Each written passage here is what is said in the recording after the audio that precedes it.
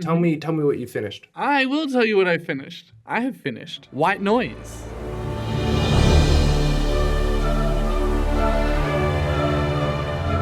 That's right. I used to listen to White Noise to go to sleep, and now I don't. I've finished White Noise. Wow, is that? I think I know what you're talking about. Is the White Noise? Hey, I'm gonna be going around and showing you how shoes are made, and we're gonna talk about the cool creative stuff that people in America are doing and making. Yeah, That's right. My. I'm on Disney Plus. I'm one of the first things to put up on Disney Plus. My sleep track is The World According to Jeff Goldblum. Yeah, White Noise, baby. Nice. No, White Noise is a 2022 film by Noah Baumbach, famous that? for directing Marriage Story. Anything else? And the guy who wrote Barbie, but we don't talk about it. Oh, They wrote it together. Okay, who's they? He's married to Greta Gerwig. He's married to Greta Gerwig. Thank you. That's a lot of information that was assumed knowledge that I did not have in my brain. You're welcome. I can't hold a lot in my brain. I do think it's interesting that I would never be define Greta Gerwig by being married to Noah Baumbach, but I would definitely describe Noah Baumbach as being married to Greta Gerwig. I just think that's a nice little bit of subversion. I don't think I could be married to anyone who wrote Marriage Story. Makes you think, doesn't it? I feel bad. Well, maybe this... Look, honestly, with the two films that have come out of both of them, it being Barbie... Yep. And Marriage Story, I would find it hard to assume they have a healthy relationship. Maybe they get it all out in their art, and then they're actually really happy together. Yeah, but art's lived experience. What do you mean? Does this one present a positive marriage? That's a really interesting question. I went back and forth on this. I think it does. They both disagree, and they both lie, and they both make mistakes and let each other down. But they both communicate well and are sorry and forgive each other. So I think it's a healthy example of marriage. I don't know. Maybe I'm just swayed by it. There's an early scene where I should say the two characters are played by Greta Gerwig. Okay. So she's in this, which adds confusion. Yeah. And Adam Driver. And there's an early scene where they're chatting, and they say I want to die first because I don't want to live without you. And then the other one says that back, and that's terrifying and sad, but kind of cute. So that kind of sets the tone. But then they do have some big arguments. Wait, this is the film that you were watching the other night? Yeah, you've seen this. I was half watching. I wasn't. You were less than half watching. You were 1/7 watching? Yeah, I was listening. It was like an audio book. Yeah. I just had on in the background while I Luckily was for you, boiling there's the kettle. a lot to listen to. Yeah, well, I found it all very much a lot. What was your experience of White Noise? All very much a lot? I think. Funnily enough, a lot of noise. Funny that. It seemed depressing. It felt like I was excited by it at the start, and then the vibe gave me Edward Scissorhands by the end. I haven't seen it. What do you mean it gave you Edward Scissorhands vibe? Oh, gross, dread porn. Yeah, it felt like a Coen Brothers movie on the last third. Oh, I've only seen Oh Brother, We're Out Thou, and that one's fun. Which is just one Coen brother. Oh, yeah. You haven't seen Fargo? No. You haven't seen The Ballad of Buster Scruggs? No. Oh, that's great. I haven't seen any of them. Watch that. But yeah, it seemed... Look, a lot of my thoughts revolve around spoilers, so maybe we do those later. Okay, we'll do those later. But tell me what you liked about it, tell me what you didn't. Okay. Tell me the middling stuff in the middle. I have a funny history with wine. Not that funny. It's not that great a story, but I'm going to tell you anyway, because this is half my podcast, goddammit. Go for it. This came out at the end of 2022, and I saw a bit of talk about it online, but it wasn't showing because it was straight to Netflix, and I was like, and then forgot about it. Yep. Heard that it was adapted from a book, heard that it was a bit weird, and heard that some people liked it. Forgot about it. Then I'm making the Youngerville major season work this year. And our artistic director, Kyle, said, if anyone wants to watch White Noise, it really informs where we're going with this work. And we actually watched a few scenes in class on 2 different occasions in rehearsal to kind of get the vibe of a couple of different sections of the work. So I've been kind of wanting to watch it, especially before we dance, which is this week, opens tomorrow as you're listening to this. So that's kind of my history with it. So I was watching it with, I guess, one lens of I'm watching a movie, and another lens of what does this make me feel as, I guess, audience, and what are the things in the composition of the film that are making me feel that way, I guess. So that's the framing for me. That's the background. And then your question was like, what did you think? What was Yeah, your I said, what did experience? you like? What did you not like? What was in the middle? And you said, I'm not going to answer any of those questions. I liked the just the assault of information, and even like the dialogue you would miss because characters just talk over each other all the time. There's this like family living room and car scenes where because there's two parents who've got kids and stepkids, so there's 4 kids, there's like 6 of them all the time, and they're all just talking over each other, and also they're saying things that aren't related, like the quote unquote thing that happens in this movie is like a chemical spill, the airborne toxic event. But their responses to that are not what you would expect. I think it's a metaphor for COVID. They're kind of, sometimes they're worried about the thing and they're like, are we going to die? But sometimes they're like, we're just asking like inconsequential questions. Like about chess or like why are dogs like that? Just stuff. Yeah, and right. So I guess in some ways that feels like the experience of growing up these days, just like this onslaught of information, and especially in social media feeds and online, it's kind of all equivalent. It's like, look, it's the Bo Burnham song, Welcome to the Internet. I liked the Welcome to the Internet of this movie. Right. What I didn't like is that I was confused. I think that's the point, but also by the end I was like, why were this? It's adapted from a book. So I was like, why did so much happen? Why were there so many things that seemed unrelated? I think my experience of this, you know how some movies you're like, wow, I was really just the whole way through was compelled or like was really disappointed in the whole thing. Yeah. This was like, had some of my favorite scenes that I've seen like maybe this year. And then a lot of the time I was like, why are we doing this? There's almost like, I don't know, it's that thing of, you know, when like a skilled artist makes something that's bad and you're like, I'm pretty sure this is on purpose. Like, I think they know their form really, not the whole movie, some specific parts I'll talk about, but you're like, I think they know their form so well that they're deliberately choosing to subvert them. But also maybe they've just done this badly and I don't want to give them too much credit. So there's like scenes that go on for too long. Like, there's these really carefully curated like pits of chaos, and I can talk about a couple of them in spoilers maybe, where it's like building to a crescendo and then it just keeps going, and I kind of felt myself like dropping out of it, and I think that was deliberate. Like, I think you were meant to be like, yeah, and then never quite have the resolution or the climax and the fall. Right. Maybe. Okay. But also maybe it's just bad. Yeah. So that's, my experience was a combination of a few of those vibes. They didn't feel like real people. No, and but I think, my major critique of this film, from what I comprehended of it, was that, well, it wasn't a critique, it was just something that I noticed, and it was just that every character spoke as if they had a fully formed thought when they said it, but they have because the dialogue is so quick and people are talking over each other, there is no time for characters to think about what they're gonna say. It seemed they would just say it as stream of consciousness, but then also the stream of consciousness was not rambling at all. It wasn't, there were no ums and ahs throughout as they figured out what they were saying on the fly. It was just, they had a fully formed thought there and they just said it as if it was like a printer. Or I don't know, like, it's like like AI text, you know, like that sort of response where it's just giving it all out and it all makes sense, of like, quote unquote. Nothing holds more weight than anything else. And you're like, what is going on? Yeah. It's like when you're in a play and everyone's learned the lines, like at home, and they're coming in and doing it for the first time. Yeah. And it's that moment where you realize that everyone is just reciting by rote and you actually need to relearn the whole thing with emotions and relationships. Yeah. It's that. Yes. Which feels gross and bad. It feels like, again, it's this thing of like, did you rehearse this? Because it's very like carefully blocked, but then it has this feeling of like almost inhumanity. And it's also set in fucking who knows. I read it as like the 60s. The book was written in 85. I don't know when it's set, but it's set in the past, in that kind of post-war Americana suburbia.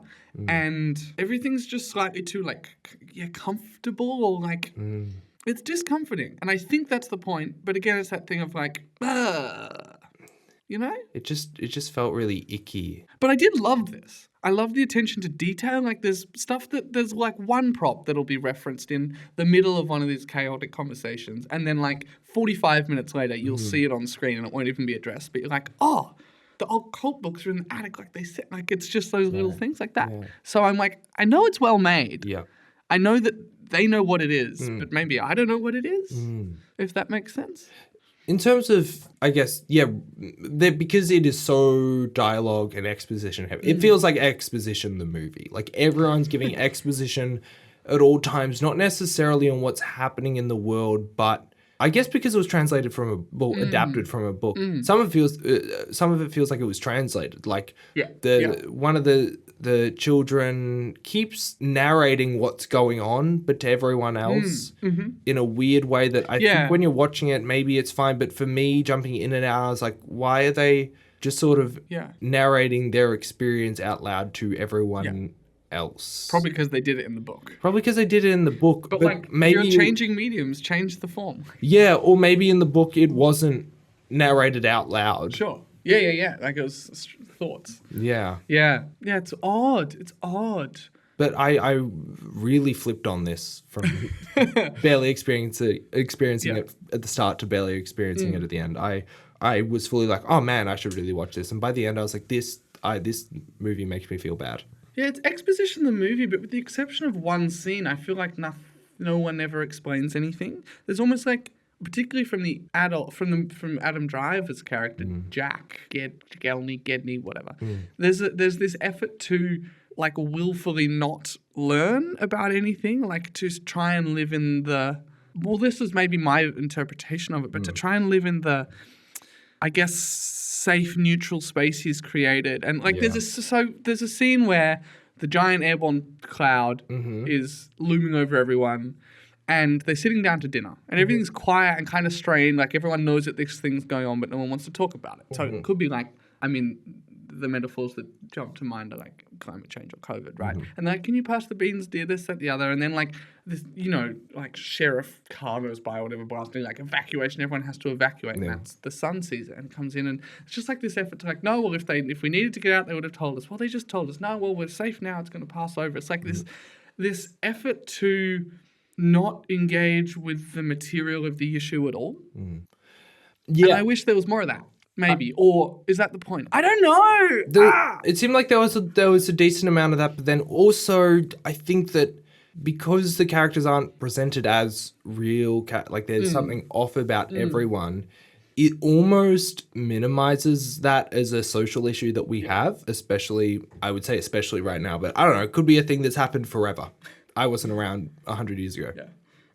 So because they don't feel like real people, you're not really relating it to your real lived experience unless you're really thinking about it. Yeah. It's not like, oh, here's a person who everyone around them is saying this is a real issue and we need to grapple with this, and this person's just neglecting to take that in at all for their own, reasons of self, whether that be conflict, aversion, or what have you.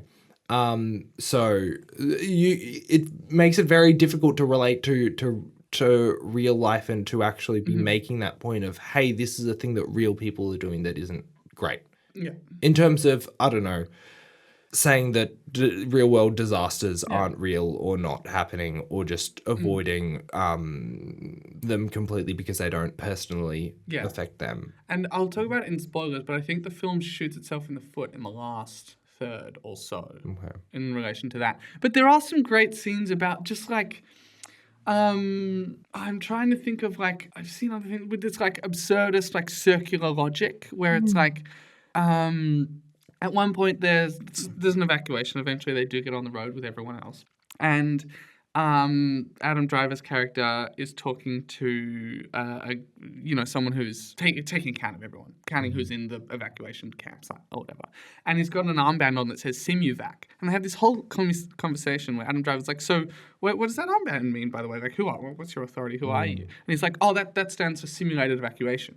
Like we're using this to gather data. And he's like, so you're using this real emergency evacuation to gather data so that you can do better in the practiced ones? It's just this like bizarre circular. And the guy's like, yeah, that's right. And it's like, no, like, why are you here? Like, this is it. I need the people who, like, this is it. Yeah. But there's this sense of like, reality doesn't matter. It's the perception or the motions of reality or the feeling that we're participating that matters or something. And I like that absurdism. I just feel like there are moments where it doesn't string together for me between scenes or something. Well, should we jump into spoilers then? Let's do it. Tell us the vibe of the movie though quickly. Should people watch this? Who's this for? I think that if you have watched any of these people's work, especially those three, Noah Baumbach, Greta Gerwig, Adam Driver, there's enough for you to like hold on to. You won't be like bored or like turned off. You might just be confused. So like everyone does good work in it, even if it's like, wow, the task you've been given is to act without being really emotionally resonant, but you're still doing a good job somehow. So like, I definitely think it's worth checking out. I don't think this is your like, I'm going to hang out with my friends and put a movie on movie. I don't think this is your like, this is a movie club movie, you know. This is a movie to be studied. Yeah. Maybe. Or it's a piece of trash, I can't tell. I don't think it is though. I think it's a movie to be studied. No, it's probably a movie to be studied, but it can be both. Yeah, but this is one of those ones where I finished it and I went, I really want someone to just tell me what I watched and to just give me like a quick chat about like what it meant. I think it means something. I can tell you about a great website. Yeah? YouTube. Whoa! You type in white noise video and being essay. explained. Yeah. And there'll be at least like 5 what happened at the end. Yeah. And most of them will say, we don't know. And it's meant to be, I don't know, ambiguous. Yeah. This movie has so many genres. We'll talk about it. Great. All right, let's do spoilers. Skip ahead. There are time codes in the description. Yeah, go to the up and up section. Go to up and up. Yeah. Great. Did you have things to say first, I think? Oh, just on their marriage, it doesn't seem good. Okay. Look. Greta Gerwig's character literally cheats on Adam Driver's character. Yes. There's for reasons. The whole death conversation at the start, it's later revealed that neither of them would like to die before the other. Yeah. And then, so they're lying. Yeah. For the sake of performing romanticism. And then, they're honest later, but like Greta Gerwig's character actively also lies to Adam Driver's character and the rest of the family about pills that she's taking. Yeah. Literally, like, to the point, it's like gaslighting. It's like, no, I didn't do that. No, I didn't do that. Yeah. Just because you admit it later doesn't mean that you haven't gaslit your whole family. Like, that's fucked. It's true. Yeah. Yeah. Yeah. I love the conversation that they have when he confronts her about that. I love how, I don't know. And again, it's like, sure, maybe it's not a completely healthy relationship, but I love how much they're trying. I love when he says something about like how could you do this to me? After having said like, I'm here, I'll listen. He says like, well, like, how could you do that? And she says something like, I can't remember the exact line. I wish for the life of me I could. But she says something along the lines of like, the theme of this story is not your disappointment in me. The theme of this story is my pain and my attempts to end it, or something. And it's like no one would ever say that. It's such a poetic line that no one would think of in the throes of like conflict. Yeah. But it's just a great line, and it's very. I just think that conversation's fascinating. Because I paid a bit more attention during that conversation. Again, it seems bad and toxic. From the bits that I experienced, it was mainly on Greta Gerwig's side of being bad and toxic. Once again, lying and like, gaslighting. I'm the victim and you shouldn't be, it doesn't count what you feel, Yeah, absolutely. Yeah. It's as soon as that sort of confession is happening, she's trying to switch it up, saying, no, I'm not in the wrong because this is about my pain and you don't get to be upset. And then also while she's explaining this whole thing about like her getting these drugs or whatever, she's leaving out details to make herself look better. She's like, I went and saw a group of people. It doesn't matter their name. It's a composite. Yeah, she literally says, this doesn't matter. This doesn't matter. And it's like, you don't get to decide what matters to the other person. Like, she seems like an awful person. And it genuinely, I find it really like, I don't know how you can see it. They've both been divorced 3 times also. Yeah, sure. You don't have to stigmatize that necessarily, but maybe they have some issues in the space. Yeah, I don't know how you can see that relationship as good or healthy, or positive. Just like you can be honest with someone and it be bad. You can communicate a lot and it be bad. That's true. Because, in this situation, there's a lot of, there's a lack of communication then, and it's almost like love bombing, but for communication. Like, fine, I'll tell you, and I'll tell you everything. But then also I'm going to spin it in a way that makes me look good. Yeah, I don't know. It felt gross to me, and that's one of the things where I'm like, oh, I don't like this, actually. Because I just don't like, maybe for the reasons that some people don't like Marriage Story. Where it's like, I don't want to see that because that's just fucking awful. And, and I think that might be the same for me for this, where I'm like, I don't actually want to. Maybe Adam Driver just gives you bad vibes. Well, no, because it was Greta Gerwig in this scene. That's true. Yeah. Yeah. I want to talk about, I think this movie works best when Adam Driver's character is a passive protagonist who doesn't want to engage with the world. Yeah. And that happens. That's when I related to him the most. When everyone else was talking and he was like just sort of driving in this car, and everyone was yammering on, and he seemed silent and like kind of seething, and it was just like, everyone just shut up. Yeah. I think that works best. Apparently, I didn't catch this in the movie, but apparently the field that he studies, Hitler studies, is about the iconography of Hitler without engaging with the awful truth of what he did. Right. And I didn't pick that up in the movie. No, that made sense. But I think it's really important. Yeah. And I think that works best. And so then when in the last kind of, it's loosely divided into 3 acts, 4, I think. They've all got titles. I think at the end, when he gets really angry at Mr. Grey and gets the gun and goes to the motel, and suddenly it's a neo-noir where it's like glowing and raining and violent. Yeah. I think that, look, I understand that you can have a character make a decision and then that can change their dynamic and the genre of the film. That's fine. But I think the film trips over itself because it's working best when it's about like this guy and his refusal to engage with anything that's greater than him. And I guess this is still that, because this is a mission of like personal vindictiveness, but it's active and it's taking a position and a role in the world and resolving to do something. And I would enjoy this movie much more. There's a part in it after the airborne toxic event evacuation where it says like, after 9 days, they let us go back home, and it just cuts to home.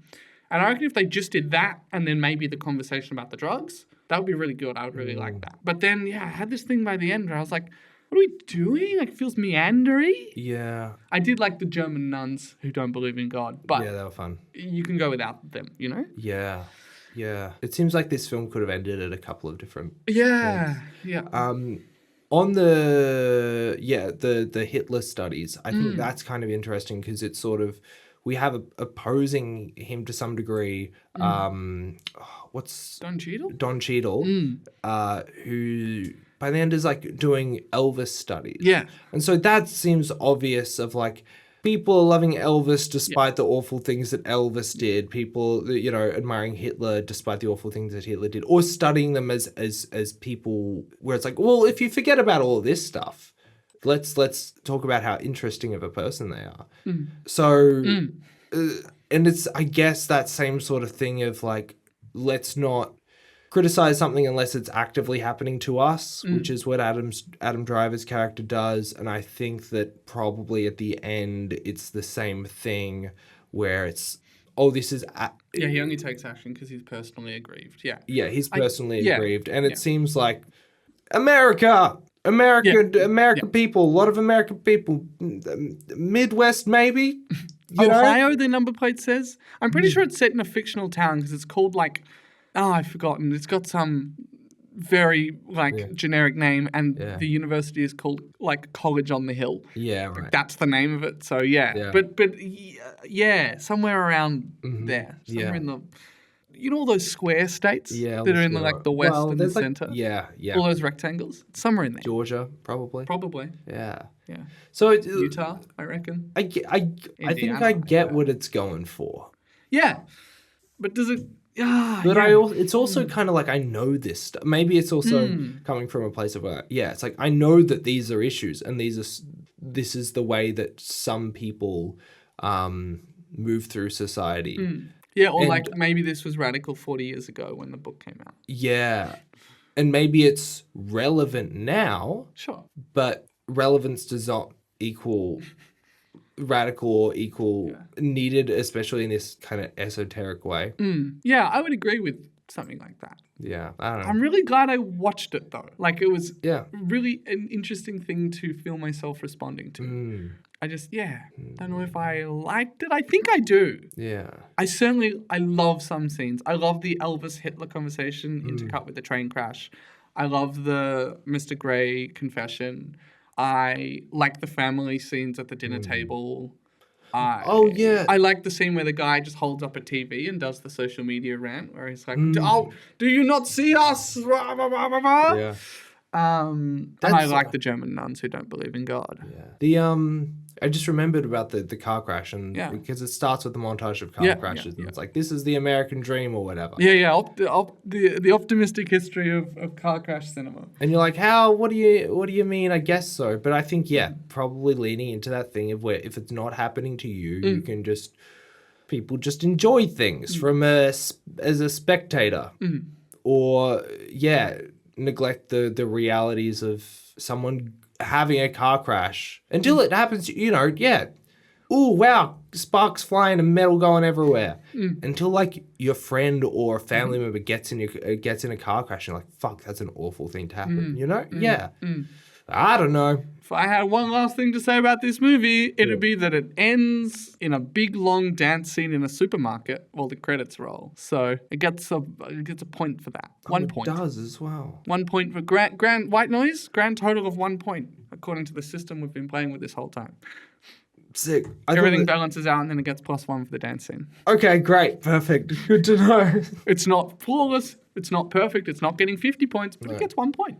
Are you doing with your Yellow Wheel Major Season performance? We're crashing a car into the audience. Okay, great. You're coming on opening, right?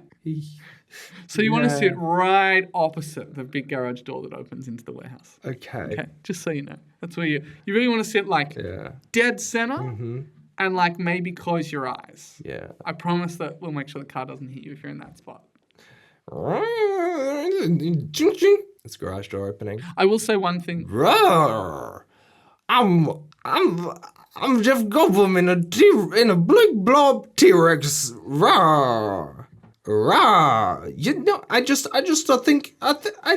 think that I'm here to sell you crack or whatever we said before. How was that? That was good. No, that was bad. It was really bad. I think that you've peaked and now you're coming down the far side. But maybe it's I don't think I've ever sine seen a Jeff Goldblum film.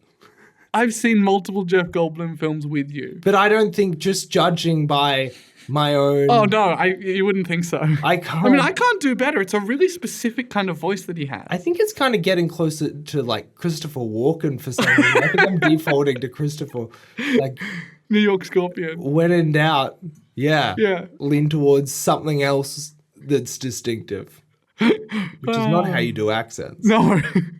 Famously, my South African accent does not sound like South African accent. It defaults towards something that sounds a bit different, which is sometimes like New Zealand. Yeah. Sometimes it's like New Zealand. Nah, can't do it.